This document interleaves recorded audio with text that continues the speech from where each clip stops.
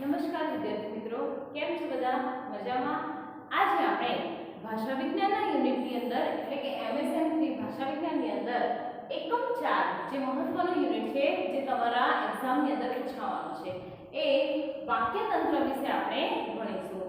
આ વાક્યતંત્ર એટલે શું, એ બધું આપણે એના પ્રકારો, એની વ્યાખ્યા, આ બધી વિગતો આજે આપણે આ વિડિયોની અંદર જોઈશું. તો મિત્રો ધ્યાનથી સાંભળજો અને બને એટલું આ વિડિયો જ્યારે સાંભળો ત્યારે નોટબુક એટલે કે ચોપડો અને પેન જોડે લઈને બેસજો અને જોડે જોડે નોટતા જજો. કાં તો તમારી પાસે જે મટીરીયલ હોય એ મટીરીયલની અંદર જોડે જોડે અંદર નોંધ કરતા રહેજો.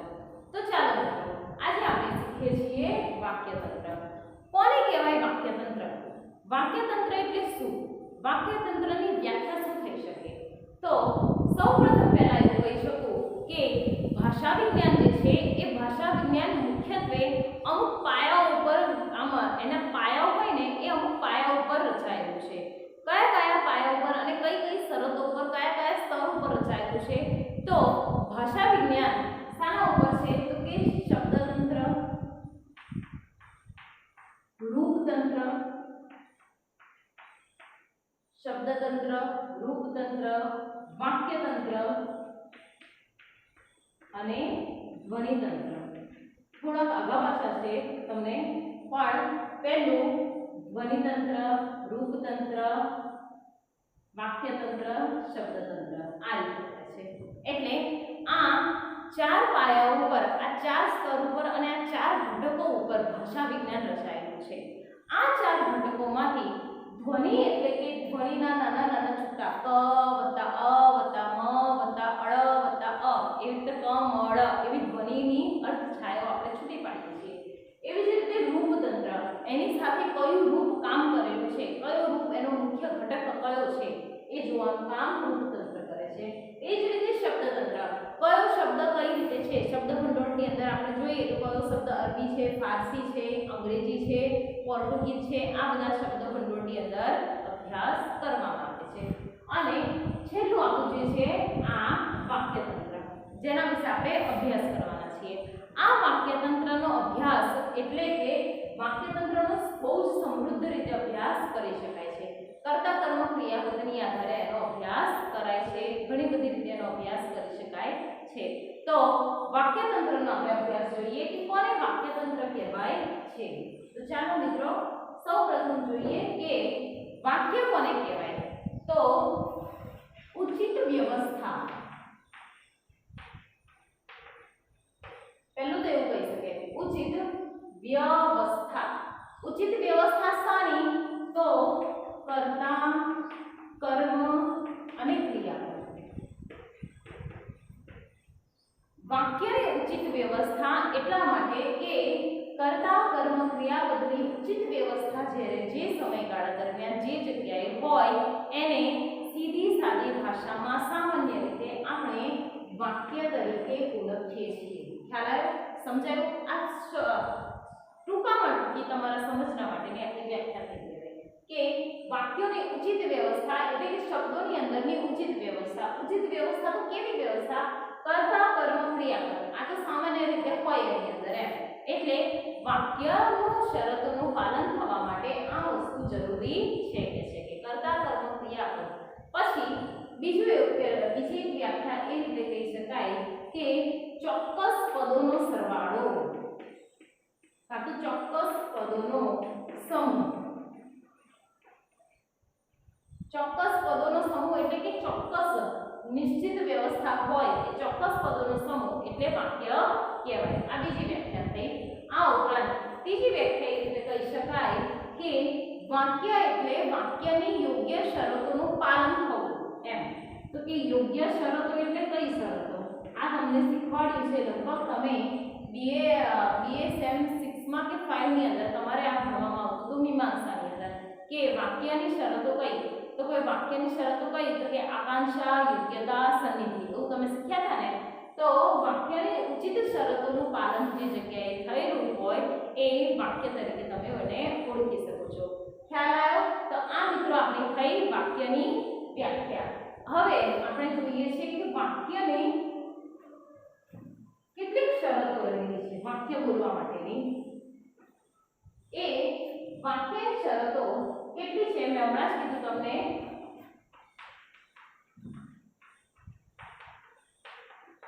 પહેલું આકાંક્ષા, બીજું યોગ્યતા અને ત્રીજું સન્નિધિ. આ ત્રણ શરતો છે, બહુ જ જરૂરી છે. તમને ખ્યાલ હશે, તમને ખબર જ હશે. વાક્યને ઉચિત રીતે સધાવવા માટે, વાક્ય ઉચિત રીતે યોગ્ય રીતે બોલાય એના માટે આ ત્રણ શરતોનું પાલન થવું ખૂબ જરૂરી છે. ત્રણ શરતોની અંદર પહેલી આકાંક્ષા એટલે કે જિજ્ઞાસા એમ કહી શકાય. આકાંક્ષા એટલે કે જિજ્ઞાસા.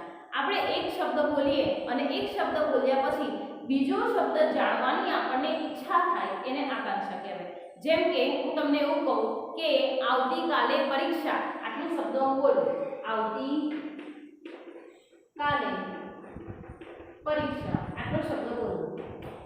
પછી તમને આટલો શબ્દ બોલીને એટલે આવતીકાલે પરીક્ષા એટલે પરીક્ષા પછી તમને એવું થાય જિજ્ઞાસા તમને જાગે એમ. એક શબ્દ, કોઈ પણ શબ્દ બોલો, એ શબ્દ બોલ્યા પછી તમને બીજા શબ્દ સાંભળવાની જિજ્ઞાસા અવશ્ય જાગે. એમાં શું છે તો કે આવતીકાલે પરીક્ષા લેવામાં આવશે એવું કહીએ, કાં તો લેવામાં આવવાની નથી આવું કહીએ, તો આ બે શબ્દો સાંભળવા માટે તમારા કાન આતુર રહે, એ તમારી જિજ્ઞાસા આતુર રહે એ રીતે.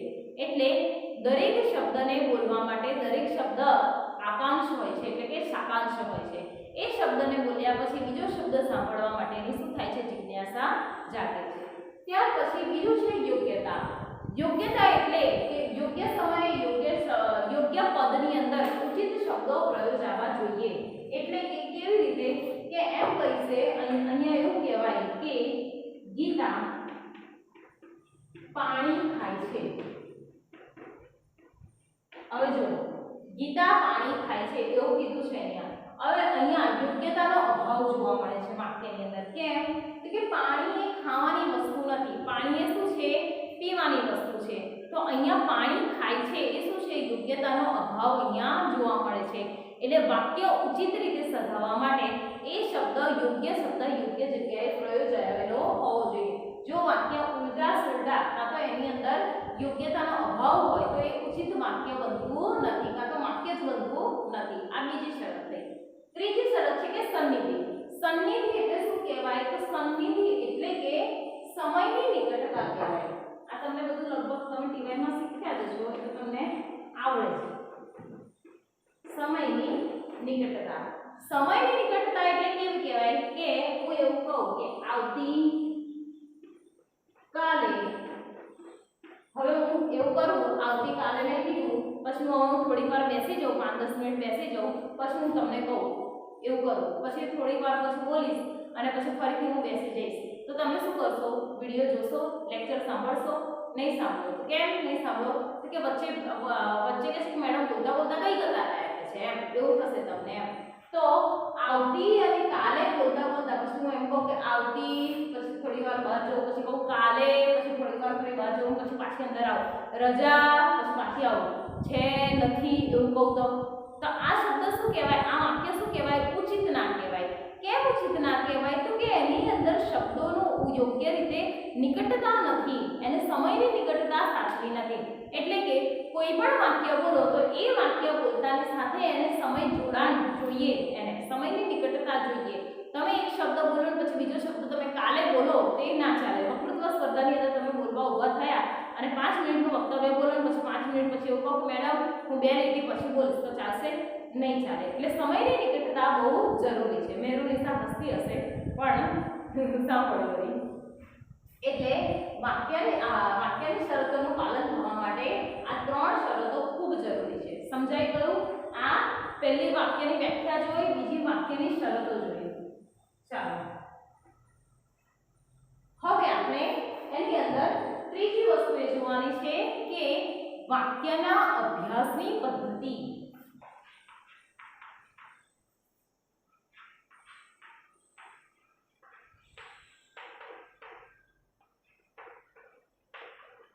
જો વાક્યની અભ્યાસ પદ્ધતિ 2 રીતે છે. એક પદ કેન્દ્રિત અને બીજી વાક્ય કેન્દ્રિત. જો આ બે રીતની છે, પદ કેન્દ્રિત અને વાક્ય કેન્દ્રિત. પદ કેન્દ્રિત શું થાય તો પદ કેન્દ્રિત દ્વારા એકબીજા પદનો સંવાદ થાય, એકબીજા પદનો ક્રમ જળવાય. પદક્રમ અને પદ સંવાદ આવું એની અંદર આવે છે. એટલે એક પદનો કર્તાનો કર્મ સાથેનો સંવાદ, કર્તાનો ક્રિયાપદ સાથેનો સંવાદ, એ રીતે. એટલે પદક્રમ અને પદ સંવાદ આ રીતે એક અભ્યાસની પદ્ધતિ છે. આ પહેલી. બીજી પદ્ધતિ છે વાક્ય કેન્દ્રિત. વાક્ય કેન્દ્રિત કોને કહેવાય તો જે વખતે એટલે વાક્ય કેન્દ્રિત તો બહુ સમૃદ્ધ હોય. કયું વાક્ય કર્તરી છે, કયું વાક્ય કર્મણી છે, કયું વાક્ય વિધાન છે, કયું વાક્ય હકાર છે, આ બધું જેની અંદર અભ્યાસની પદ્ધતિ આવતી હોય, જે દ્વારા અભ્યાસ કરવામાં આવતો હોય, એ વાક્ય કેન્દ્રિત અભ્યાસ પદ્ધતિ કહેવાય. ખબર પડી? સમજાયું? પદ કેન્દ્રિતની અંદર એકબીજા પદનો સંવાદ, એકબીજા પદનો ક્રમને આધારે અભ્યાસ કરાય. વાક્ય કેન્દ્રિતની અંદર કયું વાક્ય સંયોજક છે, કયું વાક્ય સંકુલ છે, કયું વાક્ય સંયુક્ત છે, સાદું છે, આ બધો અભ્યાસ એ વાક્ય કેન્દ્રિતની આધારે થાય. વાક્ય કેન્દ્રિતનો અભ્યાસ ઘણો બધો સમૃદ્ધ રીતે થાય છે અને આપણે અહીં બીજા અભ્યાસની પદ્ધતિની આધારે જ વાક્ય તંત્રને ભણવાનું છે. ચાલો હવે આ ત્રીજી વસ્તુ થઈ વાક્યની અભ્યાસની પદ્ધતિઓ. ભૂલી ના જતા, તમારા નોટબુકની અંદર નોંધ રાખજો. ચાલો હવે વાક્યના પ્રકારો જોવાના છે. વાક્યના પ્રકારો કેટલા પડે છે? વાક્યના પ્રકારો 3 રીતે પડે છે.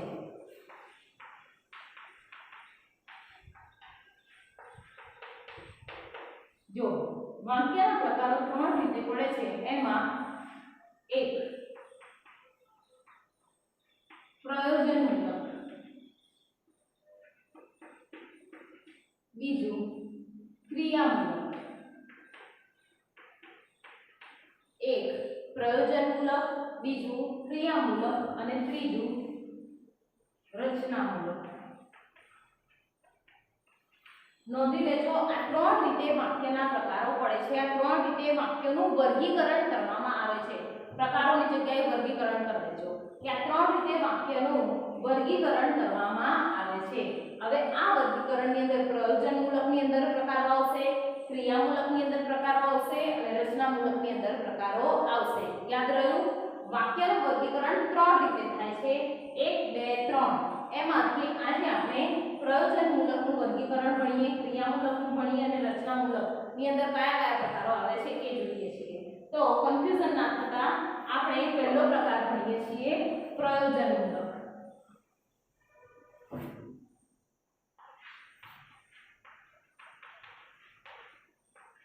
પ્રયોજનમૂલકને અર્થમૂલક પણ કહેવાય. હવે પ્રયોજનમૂલક એટલે કોઈક ને કોઈક પ્રયોજન એની અંદર જોડાયેલો હોય ત્યારે એને પ્રયોજનમૂલક કહેવાય. પ્રયોજનમૂલકની અંદર પહેલો પ્રકાર વિધિ વાક્ય. વિધિ વાક્ય એટલે શું કહેવાય? હકાર વાક્ય. હકાર વાક્ય એટલે કે જેની અંદર હકારનો ભાવ સૂચવાય એને હકાર વાક્ય કહેવાય. મને સંગીત આવડે છે. તો મને સંગીત આવડે છે, આ કેવું વાક્ય થયું? હકાર વાક્ય થયું. પણ અહીંયાથી તમને ખબર પડે, અહીંયા છે દ્વારા આવડે છે, તો મને સંગીત આવડે છે એ હકાર વાક્ય થયું. બીજો પ્રકાર છે પ્રયોજનમૂલકની અંદર વિધિ વાક્ય પહેલો પ્રકાર. બીજું છે નિષેધ વાક્ય એટલે કે નકાર. ચલો ઉપરના હકાર વાક્યનું નીચે નકાર કરતા આવડે. શું આવશે? મને સંગીત આવડતું નથી. થયું? સિમ્પલ છે.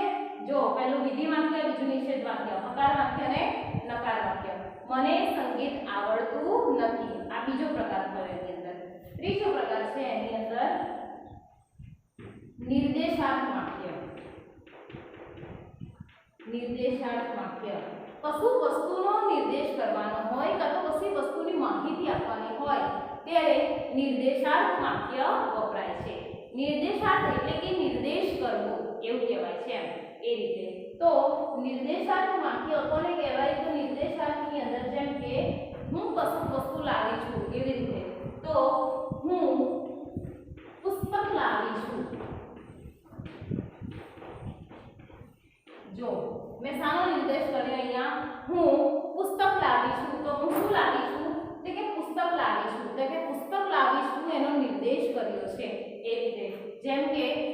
જેમાં પર્સ લઈ જતી હોય અને પર્સની અંદર શું કહેવાય ખમણ લઈ જતી હોય તો શું કહે જેમી કહ્યું કે હું ખમણ લાવી છું તો અહીંયા શું આવે ખમણ છે એ શું કરે છે નિર્દેશાર્થ કરે છે એ સૂચવે છે એ દ્વારા બરાબર છે આ ત્રીજો પ્રકાર એની અંદર થયો ચોથો પ્રકાર છે આની અંદર આ ભૂસી કાઢીશું લખતા રહેજો જોડે જોડે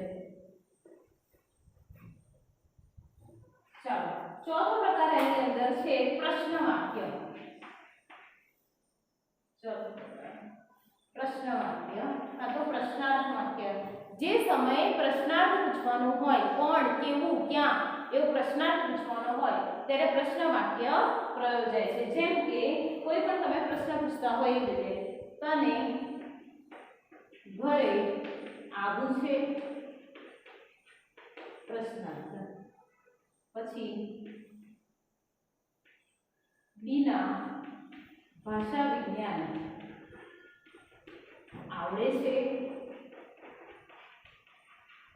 બીના તને ભાષા વિજ્ઞાન આવડે છે અહીંયા તને લગાવવું પડશે હા તને ભાષા વિજ્ઞાન આવડે છે પ્રશ્નાર્થ એવી રીતે મોનાલી તને ગુજરાતી ફાવે છે પ્રશ્નાર્થ આ રીતે તો આ શું થયું પ્રશ્ન વાક્ય થયું જેમાં પ્રશ્ન પૂછવામાં આવે એ ત્યાર પછી ઉદ્ગાર વાક્ય ઉદ્ગાર વાક્ય તો તમને ખબર છે જે જગ્યાએ ઓહો હે ભગવાન ઈશ્વર ઉદ્ગારની ભાવના એ વખતે ઉદ્ગાર ચિહ્ન મૂકીને વપરાય હે ઈશ્વર હે ભગવાન તમારું શું થશે તમે ક્યારે પરીક્ષા આપશો કેવી રીતે આપશો કોણ વાંચશે કેવી રીતે વાંચશે એ રીતે એટલે હે ઈશ્વર હે ભગવાન અરે ભાઈ એ બધું આવે ત્યારે ઉદ્ગાર વાક્ય કહેવાય આ પાંચમો પ્રકાર થયો ત્યાર પછી એની અંદર એક છઠ્ઠો પ્રકાર છે છઠ્ઠો પ્રકાર એની અંદર છે કયો વાક્ય છે તો છઠ્ઠો પ્રકાર છે આજ્ઞાર્થ વાક્ય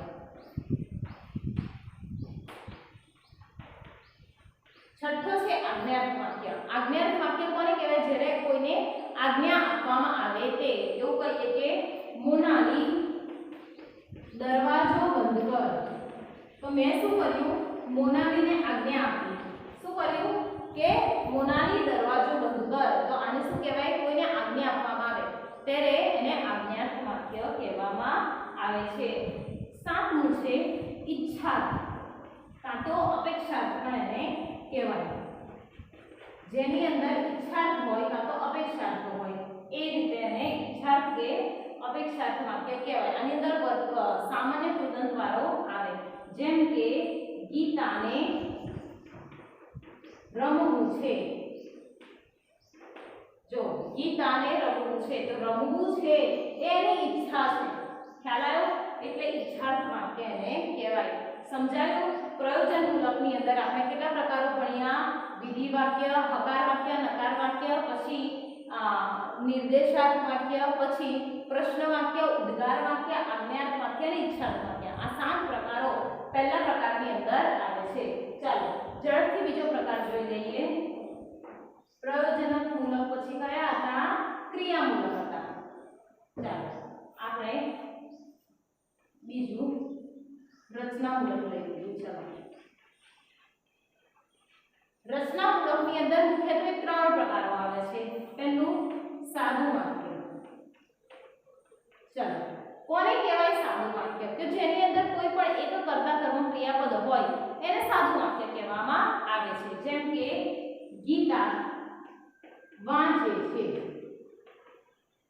આ થયું સાદું વાક્ય એમાં કર્તા છે કર્મ છે ક્રિયાપદ છે આ એને સાદું વાક્ય કહેવાય બીજું સંયુક્ત વાક્ય સંયુક્ત વાક્ય એટલે કે જે વાક્યમાં એક કરતા વધારે એટલે એક કરતા વધારે બે વાક્યનો સમાવેશ થાય અને બે વાક્યને અને નામના સંયોજકથી જોડવામાં આવે સંયોજક તમે ભણ્યા હશો જોયું હશે તમે અને નામના સંયોજકથી બે વાક્યને ભેગા કરવામાં આવે ત્યારે સંયુક્ત વાક્ય કહેવાય એટલે આ રીતે એની રચના બને સંયુક્ત વાક્યની જેમ કે ગીતા વાંચે છે ગીતા વાંચે છે અને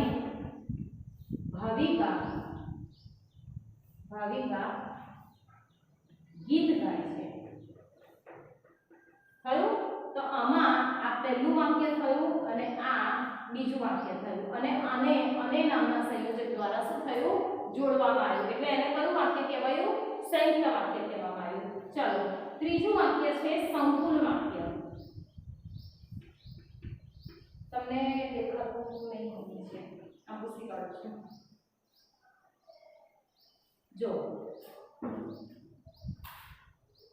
ચોક પણ પતી ગયા ચાલો ત્રીજું છે સંકુલ વાક્ય આ રીતે આવે એક ભાવનું બીજાના ભાવની ઉપર આરોપણ કરવામાં આવે એક શબ્દ એક વાક્યનું બીજા વાક્ય ઉપર એટલે એક મુખ્ય વાક્ય હોય એક ગૌણ વાક્ય હોય એટલે આ એક મુખ્ય વાક્ય અને એક ગૌણ વાક્ય હોય એ રીતે એને સંકુલ વાક્ય કહેવામાં આવે છે જેમ કે જ્યારે વરસાદ પડે ત્યારે મોર નાચે જેવું વાવું તેવું લડ તો જ્યારે વરસાદ પડે ત્યારે મોર નાચે તો વરસાદ પડવું એ મુખ્ય ક્રિયા છે અને મોર નાચવું એ ગૌણ ક્રિયા છે આ રીતે એટલે મુખ્ય અને ગૌણ ક્રિયા જ્યારે મુખ્યની ક્રિયા ઉપર એટલે સોરી ગૌણ ક્રિયાની ઉપર મુખ્ય ક્રિયાનું આરોપણ હોય એટલે કે પહેલું મુખ્ય વાક્ય હોય અને બીજું ગૌણ વાક્ય હોય આ બે વાક્ય હોય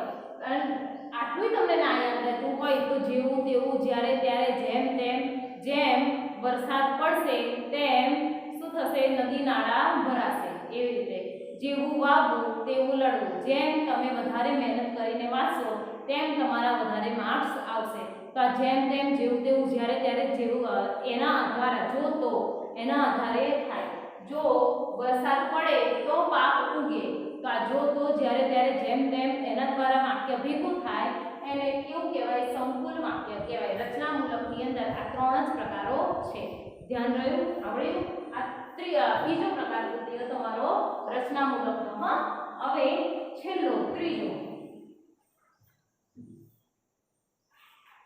ત્રીજો તમારો છે ક્રિયામૂલક હવે ક્રિયાની અંદર શું થાય છે મોટા ભાગે ક્રિયાઓ જોવા મળે છે જો ક્રિયામૂલક એની અંદર પહેલું વાક્ય છે કર્તરી વાક્ય હવે કર્તરી વાક્ય એટલે જેમાં કર્તા કેન્દ્ર સ્થાને હોય એને કર્તરી વાક્ય કહેવાય ગીતા ગાય છે આ થયું કર્તરી વાક્ય એમાં આ થયા કર્તા પછી બીજું કર્મણી વાક્ય જેમાં કર્મ કેન્દ્ર સ્થાને હોય એ જેમ કે ગીતાથી ગવાય છે તો અહીંયા થી પ્રત્યય લાગ્યો એના દ્વારા વાક્ય શું થયું કર્મણી બન્યું ગીતાથી ગવાય છે એ રીતે ત્રીજો પ્રકાર છે ક્રિયાપદ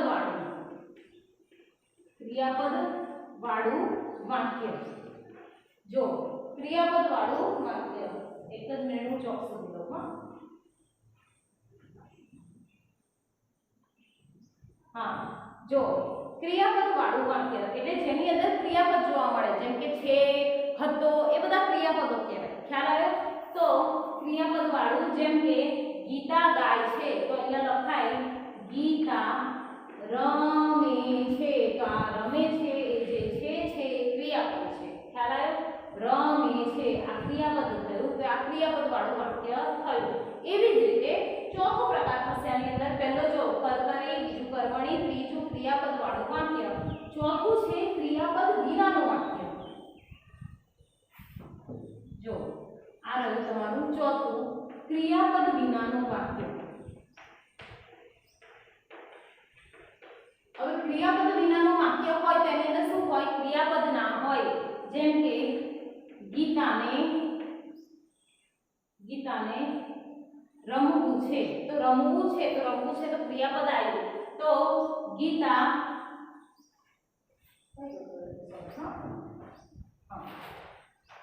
આપણે કઈ જતા હતા ક્રિયાપદ વિનાનું વાક્ય તો ક્રિયાપદ વિનાની અંદર ક્રિયાપદ જોવામાં ના મળે જેમ કે ગીતાનું વાંચવું સારું ગીતાનું વાંચવું સારું પછી મારું ભાષા વિજ્ઞાન સારું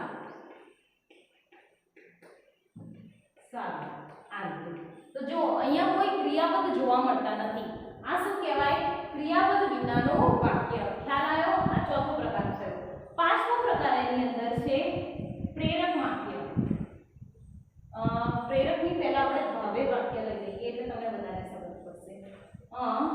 ભાવે વાક્ય, જેની અંદર ભાવ જોવા મળતા હોય એને ભાવે વાક્ય કહેવામાં આવે, એટલે કે એની અંદર શું હોય, ભાવ સૂચવાતો હોય એની દ્વારા, બરાબર છે। હવે ભાવે વાક્ય એટલે એની અંદર શું છે કે મારાથી લખાય છે, મારાથી દોરાય છે, તો આ જે છે એની અંદર શું સૂચવાય છે, ભાવ સૂચવાય છે એમ। મારાથી હસાય છે, મારાથી રડાય છે, આ રીતે તો મારાથી હસાય છે, મારાથી રડાય છે એ શું છે, ભાવ સૂચવે છે એ દ્વારા, એટલે એને ભાવે વાક્ય કહેવાય છે। ત્યાર પછી આપણે એના પછી આપણે છઠ્ઠો પ્રકાર છે પ્રેરક વાક્ય। પ્રેરક વાક્ય, પ્રેરક એટલે કે એક વ્યક્તિ દ્વારા બીજી વ્યક્તિનું કામ કરવામાં આવે કાં તો સીધી રીતે પ્રેરણા આપવામાં આવે, જેમ કે નર્સ દર્દીને દવા પીવડાવે છે। હવે અહીંયા જો દર્દી જે છે એ શું છે, દર્દી જાતે દવા પીવે છે ના, દર્દીને કોણ દવા પીવડાવે છે, નર્સ પીવડાવે છે, એટલે દર્દી જાતે કામ નથી કરતો પણ કોઈ બીજી વ્યક્તિ દ્વારા કરાવવામાં આવે છે। ત્યારે હું લેક્ચર લઉં છું તો હું મારા દ્વારા લેક્ચર લેવાય છે એમ, તો મારા દ્વારા તમારું લેક્ચર લેવાય છે, તો મારા દ્વારા તમારું કામ થાય છે એ રીતે, એટલે અહીંયા દર્દી અને નર્સ, એટલે દર્દને દવા શા દ્વારા મળે છે, નર્સ દ્વારા મળે છે, એટલે આ રીતે પ્રેરણા આપવામાં આવે। પછી સાતમું કરાઈએ પુનઃ પ્રેરણા, આના રીતે જે છે પણ થોડુંક અલગ છે, અહીંયા સીધી રીતે પ્રેરણા આપવામાં, અહીંયા પેલું અલગ રીતે એટલે ત્રીજી વ્યક્તિ દ્વારા કરવામાં આવે, જેમ કે ડોક્ટર નર્સ દ્વારા દર્દીને દવા પીવડાવાય, ડોક્ટર નર્સ દ્વારા દર્દીને દવા પીવડાવાય છે, પીવડાવે છે, સોરી પીવડાવે છે, ખ્યાલ આવ્યો, અહીંયા પીવડાવાય પણ છે એવી રીતે પણ આવે છે એમ, ડોક્ટર નર્સ દ્વારા દર્દીને દવા પીવડાવે છે। હસીબ સર આશા દ્વારા ભાષા વિજ્ઞાનના લેક્ચર લેવડાવે છે, આ રીતે પુનઃ પ્રેરકની રચના કઈ કહેવાય, ખબર પડી, ખ્યાલ આવ્યો। આજે આપણે ભણ્યા આખું વાક્યતંત્ર, આખો વિડિયો જોજો તો સમજાશે। પહેલું તમારે લખવાનું વાક્યની વ્યાખ્યા, બીજું તમારે લખવાનું વાક્યની 3 શરતો, ત્રીજું તમારે લખવાનું વાક્યની 2 અભ્યાસ પદ્ધતિઓ, ચોથું તમારે લખવાનું વાક્યનું વર્ગીકરણ, પાંચમું તમારે લખવાનું વાક્યના પ્રકારોનો પહેલો પ્રકાર, છઠ્ઠું એની અંદર જે બધા પ્રકારો આવે છે એ લખવાના। આ રીતે સમજાયું, ખ્યાલ આવ્યો? બધાની અંદર ઉદાહરણો બહુ જ જરૂરી છે, ઉદાહરણો હોવા જોઈએ, જો ઉદાહરણો નહીં હોય તો નહીં ચાલે, એટલે બહુ જ જરૂરી છે ઉદાહરણો દ્વારા સમજો, ખ્યાલ કરો, બરાબર છે। એટલે ફરીથી તમને કરાવી દઉં, પહેલો તમારો પ્રયોજનમૂલક છે, બીજું તમારું રચનામૂલક છે અને ત્રીજું તમારું ક્રિયામૂલક છે, ખ્યાલ આવ્યો? એની અંદર કયા કયા, પ્રયોજનમૂલકની અંદર વિધિ વાક્ય એટલે હકાર વાક્ય, પછી નિષેધ વાક્ય, પછી પ્રશ્નાર્થ વાક્ય, પછી ઈચ્છાર્થ વાક્ય, પછી આજ્ઞાર્થ વાક્ય, પછી નિર્દેશાર્થ વાક્ય અને ઉદ્ગાર વાક્ય। 7 થવા જોઈએ, 1 2 3 4 5 6 7 થઈ ગયા। રચનામૂલકની અંદર શું આવશે તો કે સાદું વાક્ય, સંયુક્ત વાક્ય અને સંકુલ વાક્ય, આ રીતે। પછી ક્રિયામૂલકની અંદર પણ કેટલા પ્રકારો પડે છે તો ક્રિયામૂલકની અંદર કર્તરી, કર્મણી, ચોક સાફ આપતો નથી આવતો, પતી ગયો છે, કર્તરી, કર્મણી, પછી ભાવે, પછી ક્રિયાપદ વાળા અને ક્રિયાપદ વિનાના, ક્રિયાપદ વિનાના, ત્યાર પછી પ્રેરક અને પુનઃ પ્રેરક, આટલા પ્રકારો તમારે ભણવાના કરવાના, પ્રયોજનમૂલક, રચનામૂલક અને ક્રિયામૂલક। પદક્રમ અને પદસંવાદ આની સાથે લેવાનું નથી, વાક્ય રૂપાંતર પણ આની સાથે લેવાનું નથી, આટલી વસ્તુ તમારે વાક્યતંત્રની અંદર સમાવિષ્ટ કરવાનું છે।